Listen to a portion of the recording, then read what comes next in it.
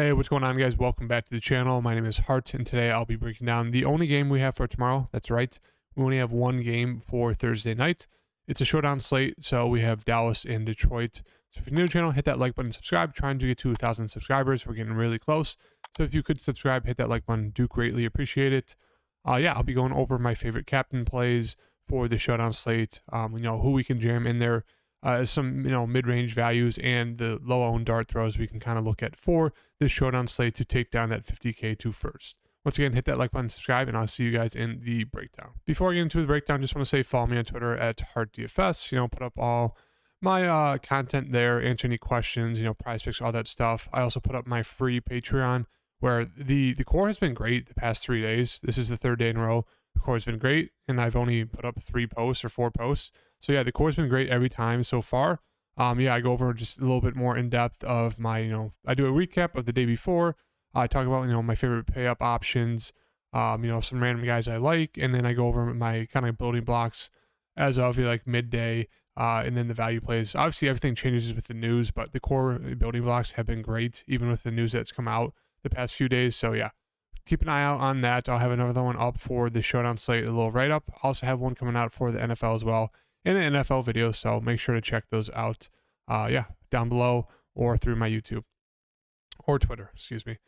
So let's get into this, showdown slate breakdown. Let's start on Dallas. Obviously, we have Luka at the top, 14.4K. I really don't see a route where, you fading Luka is going to, win you money or get you into the cash. So it's one of those things. Obviously, Luka's going to be like 100% owned.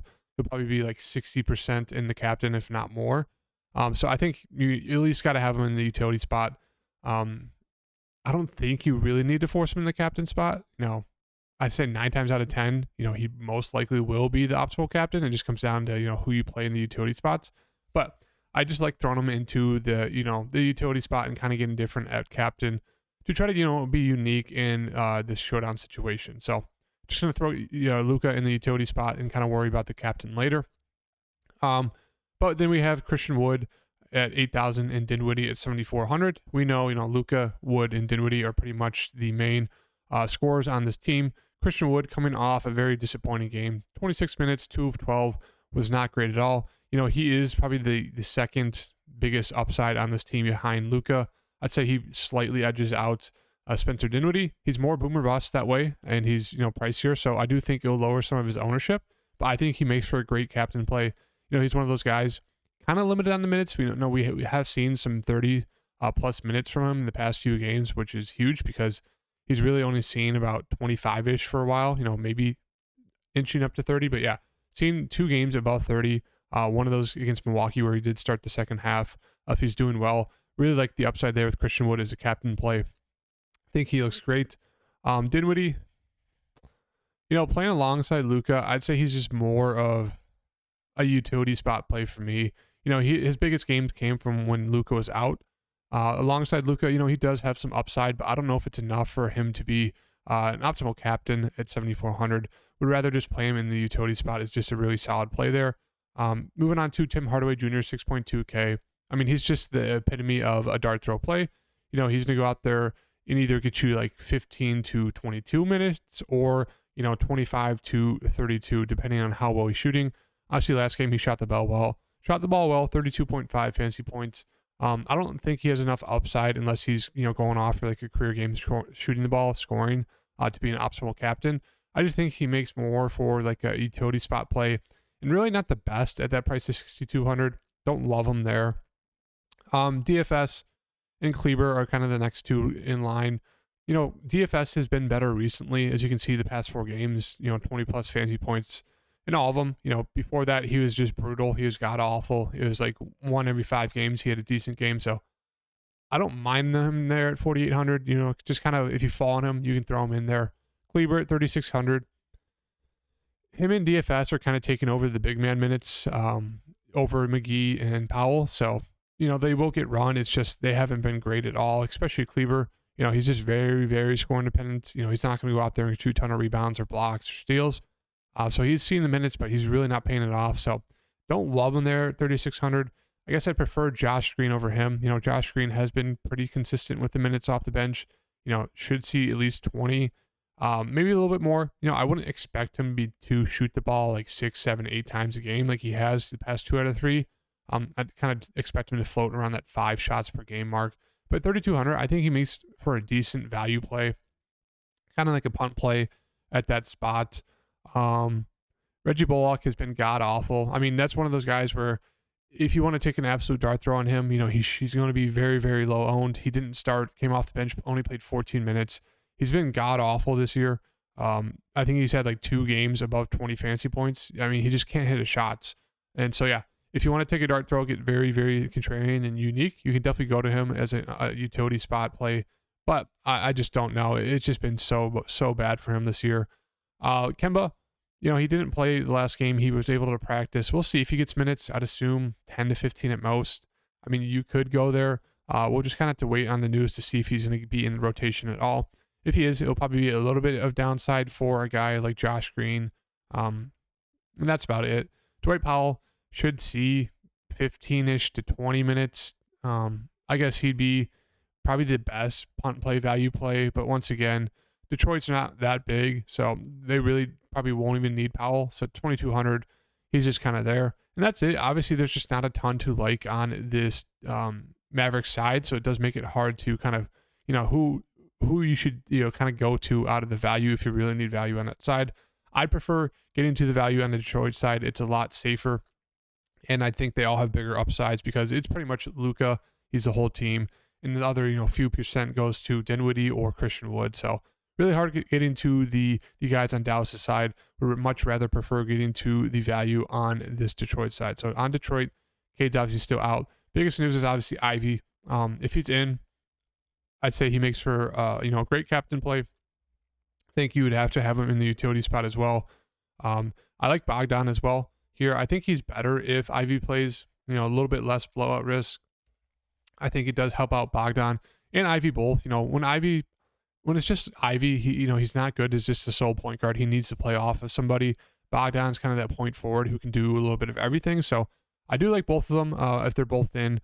I think they both have the upside to, be an optimal captain. Bogdan a little bit more scoring dependent than Ivy, but he can get you those rebounds and assists. So he's been very solid this season. Do like the price there. Do like the price on Ivy. So what to see on Ivy kind of shapes up, who you're going to go to on this whole team. Obviously, if Ivy's back, a little bit of a downgrade for Killian Hayes at 7,600. Not the best price point for him. He'll see probably still around 25 minutes, maybe some more. But yeah, don't love him if Jaden Ivey's back. Marvin Bagley, 7,200, just kind of there. 28 minutes down to 23. The game did blow out, so they did lose some minutes. But yeah, at 7,200, not the best price for him. I prefer going to either Sadiq Bey or Stewart. Sadiq Bey, I think he's another kind of epitome of a dart throw play. His minutes are all over the board recently. He has not been good this season, especially the past month. But he is still one of those guys, if he's hitting his shots, he can go out there and get you 20 plus real life points. He'll collect a few rebounds, assists, can get you some steals as well.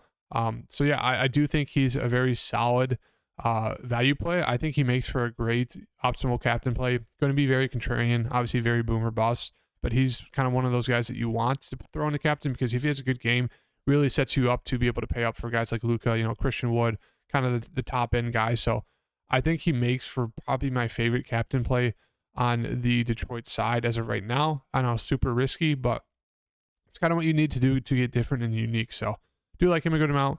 I like kind of like everyone in this range besides, Bagley and Hayes. They're just kind of there. Rather get to the guys above or the guys below. Stewart, I talked to him on the last game. It was great to see him shoot the ball more. For a while, it looked like, they were getting blown out and he wasn't going to come back. But they did play the fourth quarter run until the probably like 5-6 minutes to go. So great seeing him in there. Played 26 minutes. I do kind of expect at least 25 of him, if not more. It was great seeing him shoot 13 times. He really didn't do that much at all this season, but with Ivy out, with those other guys out, he kind of had to step up. So I do like Stewart here once again. I think he makes for a solid play. He does have double-double upside. Like his lowest rebounding game of the season was pretty much last game and the Toronto game. So I do like Stewart a good amount. Another one of those guys, I don't know if he has enough upside to be an optimal captain, but I think he makes for a great utility spot play. Alec Burks, not really sure why he's not getting more minutes. He's very productive. He's a better player than Killian Hayes, but his minutes are all over the board, as you can see. I just think he makes for he's a safe value play.